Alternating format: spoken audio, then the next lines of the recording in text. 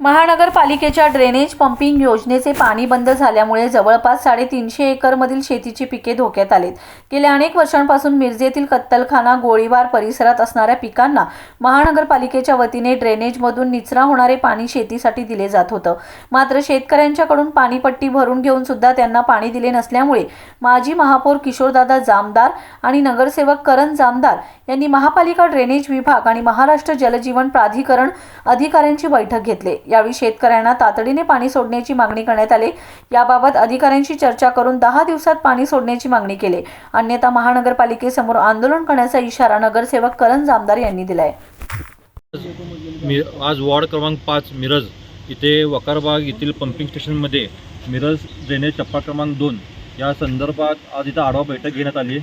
या बैठकीला आमचे नेते सांगली मिरज कुपवाड महानगरपालिकेचे माजी महापौर किशोरदादा तसेच इथले नागरिक, सर्व शेतकरी वर्ग, तसेच MGPचे कुलकर्णी साहेब आणि महापालिकेचे कुरणे साहेब असतील, जाधव साहेब असतील, हे सगळे उपस्थित होते।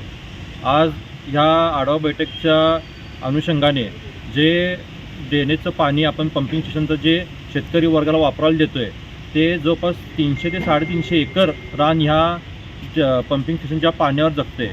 पण गेले कित्येक वर्ष झालं आपण त्या शेतकऱ्यांना पाणी देत नसल्यामुळे सर्व शेती तिथं नुकसानच चालू आहे। त्यामुळे त्या शेतकऱ्यांना आपण पाणी लवकर कसं देऊ ह्याच्याकरता चर्चा करण्यात आली।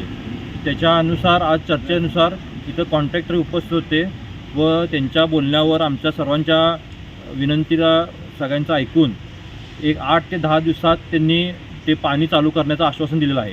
जर त्यांनी पाणी हे जर चालू 8 ते 10 दिवसात केलं नाही तर आम्ही सर्व शेतकरी वर्ग मिळून महापालिकेवर आंदोलन करू आणि आमच्या सर्व शेतकऱ्यांकडून महापालिकेने गेले 6 महिने पैसे भरून घेतलेत हे पाणी पुरवठा करता आणि त्याच्या आधारे आम्ही न्यायालयात ही धाव घेऊ। तसेच इथं जे वकारबागेत रस्त्यावर पाईपलाईनचं काम चालू आहे ते कॉन्ट्रॅक्टरने सांगितलेलं आहे की येत्या 2 महिन्यात तेही काम संपवू। त्यामुळं त्याच्या संदर्भात मी आता नूतन आयुक्त मॅडमना भेटून तोही रस्ता लवकरात लवकर मंजूर करून त्याचाही पाठपुरावा लवकरात लवकर येत्या पावसाच्या जेवढा लवकर होईल तेवढं तोही रस्ता लवकरात लवकर करून घ्यायचा आम्ही प्रयत्न करू।